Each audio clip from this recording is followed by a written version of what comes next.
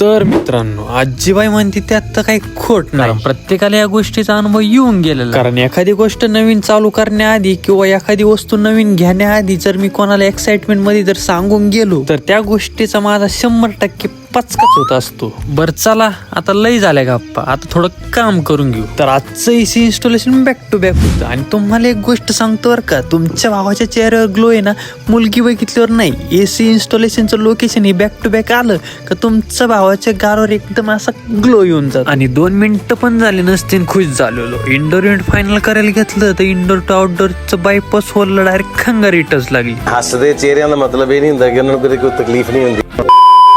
Indoor final करून outdoor unit final करायला घेतलं. आणि आउटडोर युनिटचं लोकेशन बघून मला तर डायरेक्ट कस्टमरचा सत्कारच करावा वाटला.